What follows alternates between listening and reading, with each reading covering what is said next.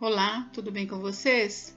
Hoje, dia 141 da nossa leitura da palavra, nós vamos ler os capítulos 27 ao 30 do livro de Jó. Vamos à leitura? Capítulo 27, resposta de Jó: nunca abrirei mão da minha integridade.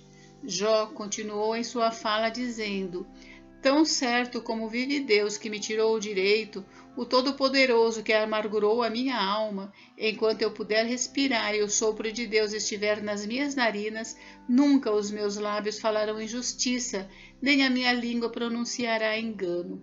Longe de mim que eu dê razão a vocês.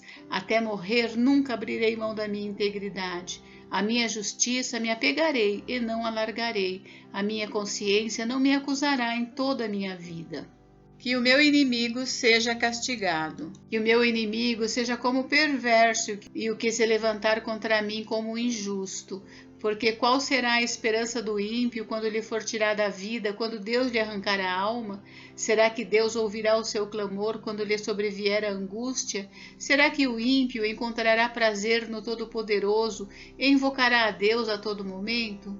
Vou ensinar a vocês a respeito do poder de Deus, e não lhes ocultarei o que está na mente do Todo-Poderoso. Eis que todos vocês já viram isso, por que então ficam repetindo palavras que não fazem sentido?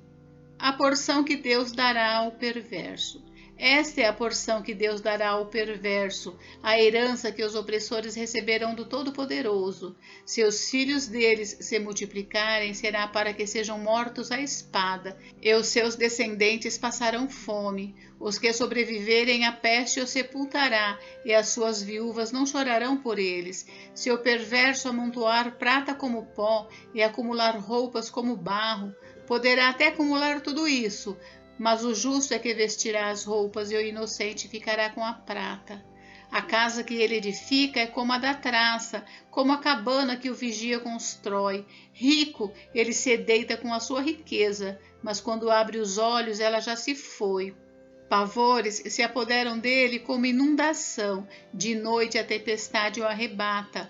O vento leste o leva e ele se vai, varre-o com ímpeto do seu lugar.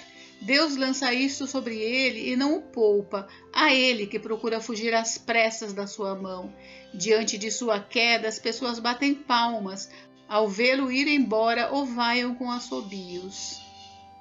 Capítulo 28, Elogio da sabedoria. Os seus olhos veem o que há de precioso. Na verdade, a prata tem as suas minas e o ouro que se refina tem o seu lugar.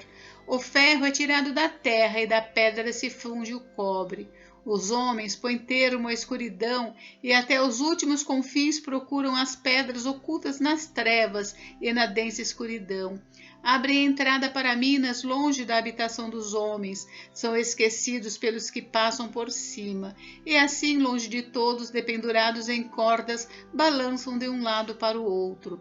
Da terra procede o alimento, mas embaixo ela é revolvida, como que pelo fogo. Nas suas pedras se encontra safira e a pó que contém ouro.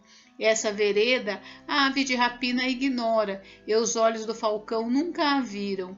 Feras majestosas nunca pisaram essa vereda, e nenhum leão passou por ali. O homem estende a sua mão contra o rochedo e revolve os montes desde as suas raízes. Abre canais nas pedras e os seus olhos veem tudo o que há de mais precioso. Tapa os veios de água e nenhuma gota sai deles, e traz à luz o que estava escondido. O valor da sabedoria. Mas onde se achará a sabedoria? Em que lugar estará o entendimento? O ser humano não conhece o valor da sabedoria e ela não se encontra na terra dos viventes. O abismo diz, ela não está em mim, e o mar diz, não está comigo. Não se compra a sabedoria como ouro fino, ela também não pode ser paga com prata. O seu valor não pode ser avaliado pelo ouro de Ofir, nem pelo precioso ônix, nem pela safira. O ouro não se iguala a ela, nem o cristal. Não se pode trocá-la por joias de ouro fino. Ela faz esquecer o coral e o cristal. O preço da sabedoria é maior que o das pérolas. O topázio da Etiópia não se compara com ela. Não se compra a sabedoria nem com ouro puro. O temor do Senhor é a sabedoria. Mas de onde vem a sabedoria? E em que lugar estará o entendimento? Está encoberta aos olhos de todos os seres vivos e oculta às aves do céu. O abismo e a morte dizem: ouvimos com os nossos ouvidos a sua fama. Deus lhe entende o caminho, e ele é quem sabe o seu lugar, porque o seu olhar alcança as extremidades da terra, ele vê tudo que há debaixo dos céus.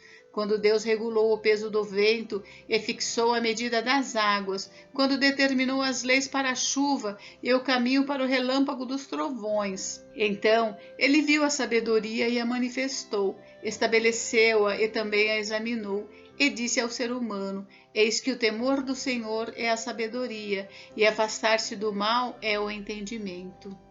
Capítulo 29. Defesa final de Jó. Deus cuidava de mim.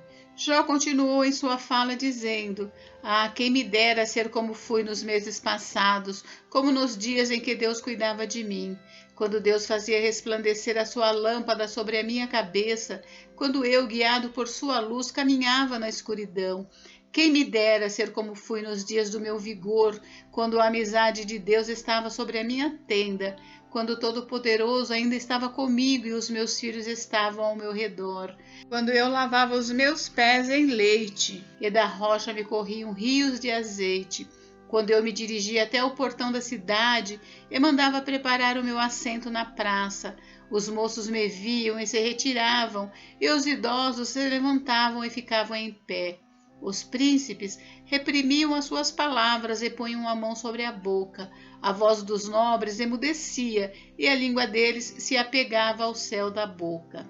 Eu era pai dos necessitados. O ouvido que me ouvia dizia que eu era feliz. O olho que me via dava testemunho de mim, porque eu livrava os pobres que pediam ajuda e também o órfão que não tinha quem o socorresse. A bênção do que estava prestes a perecer vinha sobre mim, e eu fazia o coração da viúva cantar de alegria. Eu me cobria de retidão, e ela me servia de roupa. A minha justiça era como um manto e um turbante. Eu era os olhos do cego e os pés do aleijado. Era pai dos necessitados, e até as causas dos desconhecidos eu examinava.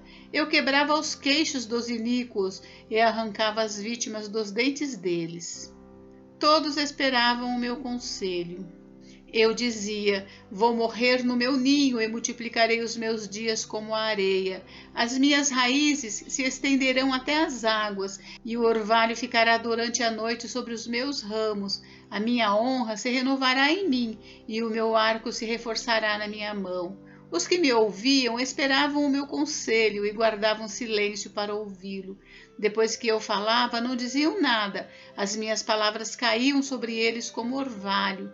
Esperavam-me como se espera a chuva. Abriam a boca como para absorver a chuva fora de época. Quando eu sorria para eles, nem acreditavam, e a luz do meu rosto eles não a desprezavam. Eu escolhia o caminho para eles, assentava-me como chefe e vivia como rei entre as suas tropas. Eu era como quem consola os que pranteiam. Capítulo 30. Todos zombam de mim, mas agora zombam de mim os que têm menos idade do que eu, cujos pais eu não teria aceito nem para colocar ao lado dos cães do meu rebanho. De que também me serviria a força de suas mãos, se eles são homens cujo vigor já desapareceu? Enfraqueceram de tanto passar fome e necessidade, roem a terra seca, desde muito em ruínas e desolada. Apanham malvas e folhas de arbustos e se alimentam de raízes de zimbro. São expulsos do meio das pessoas, grita-se contra eles como se grita atrás de um ladrão. Têm de morar nos desfiladeiros sombrios, nas cavernas da terra e das rochas, uivam entre os arbustos e se juntam debaixo dos espinheiros.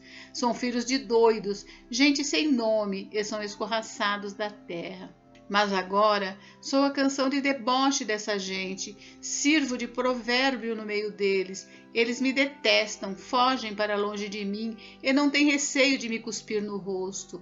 Deus afrouxou a corda do meu arco e me oprimiu. Por isso, sacudiram de si o freio diante de mim. À minha direita se levanta um bando e me empurra, e contra mim prepara o seu caminho de destruição.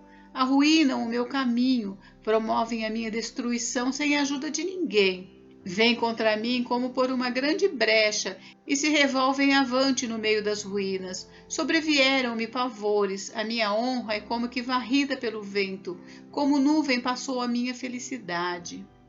Tu foste cruel comigo. Agora a minha alma se derrama dentro de mim, os dias da aflição se apoderam de mim, a noite perfura os meus ossos e o mal que me corrói não descansa. Pela grande violência do meu mal está desfigurada a minha roupa, este mal me envolve como a gola da minha túnica. Deus me lançou na lama e me tornei semelhante ao pó e à cinza. Clamo a ti, ó Deus, e não me respondes. Estou em pé, mas apenas olhas para mim. Tu foste cruel comigo e com a força da tua mão me atacas. Tu me levantas sobre o vento e me fazes cavalgá-lo. No estrondo da tempestade me jogas de um lado para outro, pois eu sei que me levarás à morte e à casa destinada a todos os vivos. Não é fato que de um montão de ruínas um homem estenderá a sua mão e na sua desventura não se levantará um grito por socorro? Por acaso não chorei por aquele que atravessava dias difíceis? Não se angustiou a minha alma pelo necessitado? Quando eu esperava o bem, eis que me veio o mal, esperava a luz e veio a escuridão. Eu clamo por socorro. O meu íntimo se agita sem cessar, e dias de aflição me sobrevêm. Tenho a pele queimada, mas não pelo sol. Levanto-me na congregação e clamo por socorro. Sou irmão dos chacais e companheiro de avestruzes. A minha pele escurece e cai, os meus ossos queimam de febre. Por isso a minha harpa é usada para fazer lamentações e a minha flauta para acompanhar os que choram. Gente, encerramos por hoje, mas amanhã tem mais. Fiquem com Deus, Deus abençoe vocês. Até amanhã.